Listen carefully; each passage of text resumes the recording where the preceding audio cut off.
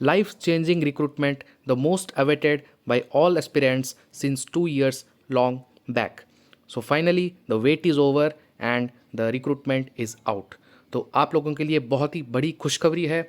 यहाँ पे recruitment special advertisement निकल चुका है union Public Service commission UPSC की तरफ से।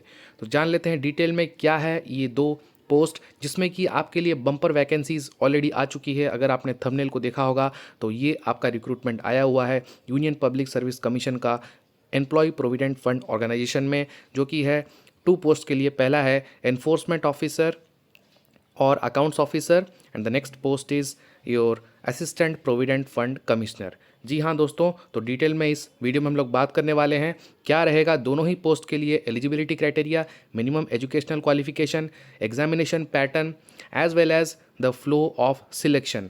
इसके बाद हम लोग बात करेंगे दोनों के लिए फ़ीस क्या रहेगा, दोनों के लिए एग्जामिनेशन डेट्स क्या रहेंगे, क्या दोनों एग्ज़ाम एक ही दिन कंडक्ट किया जाएगा या 2 दिन कंडक्ट किया जाएगा या कब होगा, सभी जानकारी डिटेल में लेंगे। तो चलिए वीडियो को शुरू करते हैं। और अगर आप चैनल पर नए हैं तो इसी तरीके के वीडियोस चाहते हैं तो चैनल को सब्सक्राइब करके बेल बटन को ऑन करना ना भूलें, और वीडियो अच्छा लगा तो अपने दोस्तों के साथ ज़रूर से शेयर करें। तो पहला वैकेंसी आपके लिए निकल कर आ रहा है, जो कि है वैकेंसी नंबर 2302510725, जहाँ पे कि आपके लिए है 418 vacancies for the post of enforcement officer accounts officer in the employees provident fund organisation, ministry of labour and employment. Detailed distribution दिया गया है कास्ट वाइज। एससी के लिए 57, ST 28, OBC 78, EWS 51 and unreserved के लिए 204 vacancies along with PWBD candidates के लिए 25 posts are reserved. इसी के साथ हम लोग जान लेते हैं, नीचे अगर चलते हैं तो यहाँ पे आप देख सकते हैं इसका जो पे स्केल है, the pay scale for this particular post that is level pay level 8 in the pay matrix as per 7th CPC। The maximum age limit to apply for this post ये है आपका 30 ईयर्स। सो ये आपके ध्यान में होना चाहिए। अगर आप enforcement officer accounts officer post के लिए अप्लाई करना चाहते हैं तो इसका जो मैक्सिमम एज लिमिट है वो है 30 years. Now coming to the essential qualification, तो एसेंशियल एजुकेशनल क्वालिफिकेशन आप देख सकते हैं यहाँ पे, if you have bachelor's degree in any subject, अगर आपके पास बैचलर्स डिग्री है कोई भी सब्जेक्ट से, तो कोई भी रिकॉग्नाइज्ड यूनिवर्सिटी और इंस्टीट्यूट से, then you are well enough eligible to apply for this particular post. और यहाँ पे नोट लिखा गया है कि the qualifications are relaxable at the discretion of Union Public Service Commission. इसका मतलब यह है कि यूपीएससी अगर चाहे तो क्वालिफिकेशंस को रिलैक्सेबल कर सकती है। The reasons to be recorded in writing in the case of candidates otherwise well qualified. इसके बाद दिया गया है नेचर ऑफ ड्यूटीज़, जो कि सभी कैंडिडेट्स के लिए, एक एस्पिरेंट्स के लिए एक पॉइंट ऑफ क्यूरियसनेस होता है कि क्या ड्यूटीज़ हमारे लिए रहेंगे, क्या रहेगा work profile.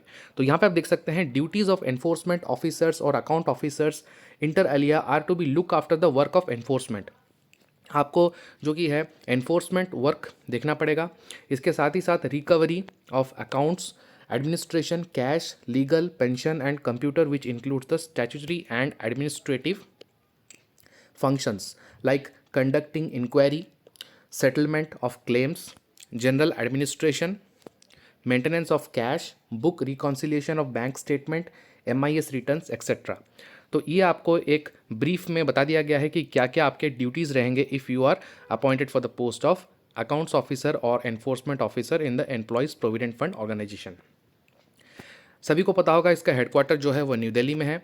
And the post carries all India service liability and officers have to serve in any part of India. तो आपका जो पोस्ट है ये ऑल इंडिया लेवल में रहेगा। This is a transferable job where जहाँ पे भी आपका ट्रांसफर होगा वहाँ पे आपको जाके सेटल होकर आपकी ड्यूटी करनी पड़ेगी। ईपीएफओ के बारे में अगर आप जानना चाहते हैं तो EPFO is nothing, it is a statutory body and service is under Ministry of Labor and Employment. So in respect of permanent government servant appointed as enforcement officer or accounts officer, the EPFO can pay leave salary and pension contribution as admissible under the rules for 2 years if a demand is made by the parent department for the same for maintaining line. तो ये आपके EPFO के बारे में लिखा गया है। If you want to know more about EPFO, you can log into the official website of EPFO, Labor and Employment, और वहाँ पे आप लेके पूरे डिटेल जानकारी ले सकते हैं। Coming to the second vacancy जो है यहाँ पे आपका total 159 vacancies are out for the post of assistant provident fund commissioner. So you can see here APFC in employee provident fund organisation, ministry of labour and employment.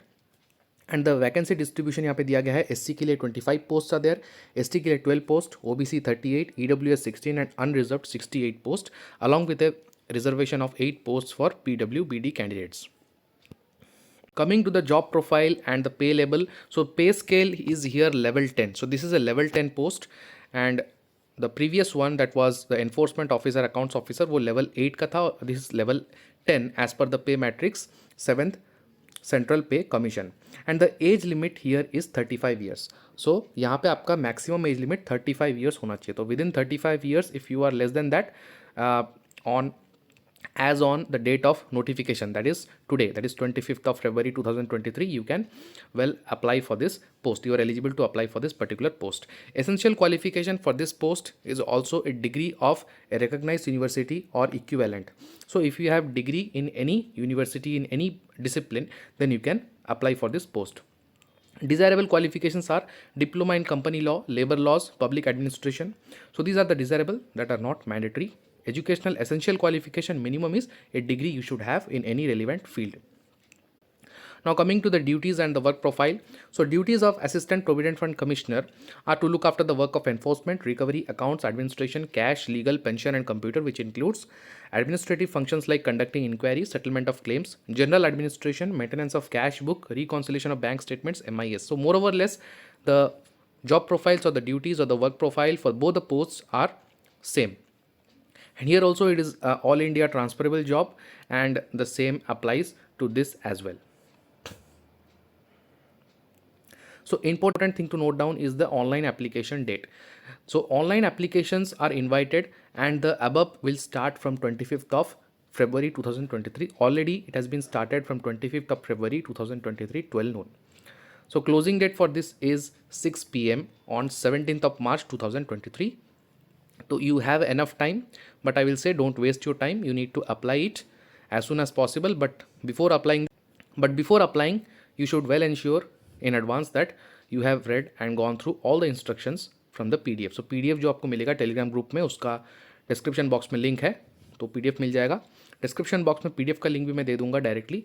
तो आप इस notification को अच्छे से डिटेल में पढ़िए, फुर्सत से पढ़िए, और उसके बाद डिसाइड कीजिए कि आपको यहाँ पे अप्लाई करना चाहिए. सो प्रोबेशन पीरियड आपका जो रहेगा वो रहेगा 2 years का. So you need to serve a probation of 2 years if you are appointed to this particular post. So यहाँ पे एक pen and paper based recruitment test होगा. So shortlisting candidates will be called for the interview and for the post of enforcement officer, accounts officer.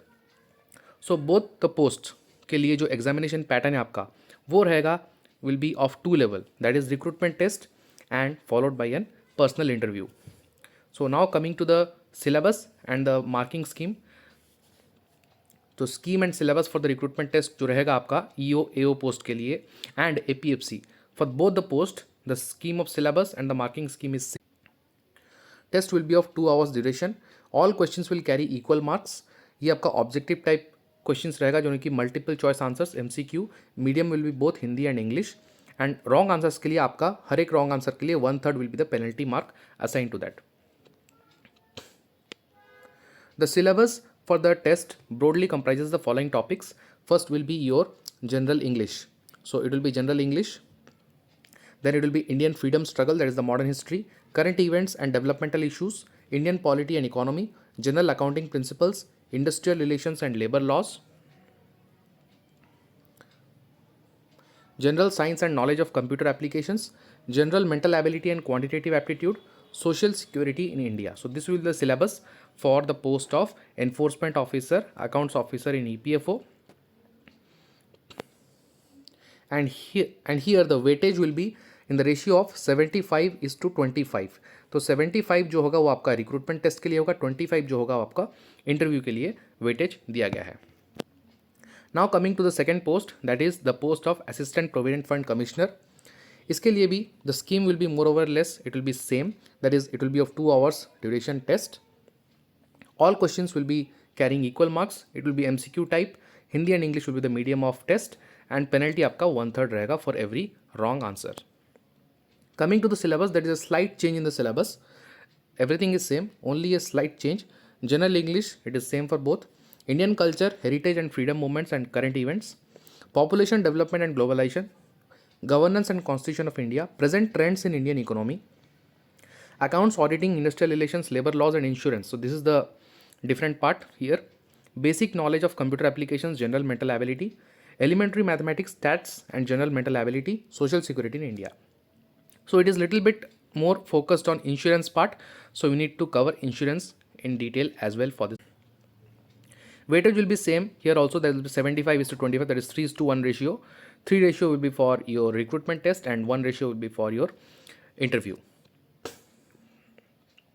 These are the cities where the examination center will be there. आपका examination center यहाँ पर रहेगा and it is written that allotment जो किया जाएगा first apply first allot basis, मतलब जैसे आप अप्लाई करते जाएंगे, अगर एक पर्टिकुलर सेंटर का कैपेसिटी फुल हो चुका है तो आपको वहाँ पे अलॉट नहीं किया जाएगा. You will be allotted to the next preferred location which you will be filling in the application form.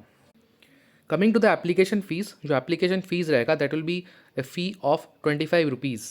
So candidates like female, SC, ST, person with benchmark disability are exempted from the fee. For them it is free of cost, and for other candidates, general and OBC candidates, the fee will be rupees 25. Okay, so you need to pay the fee. Online mode में आप पे कर सकते हैं and last date for this is 16th of March अगर आप चालान के through में पे करना चाहते हैं. Rest all details you can go through the notification in detail to know about the age relaxations and everything will be as per the norms of Government of India.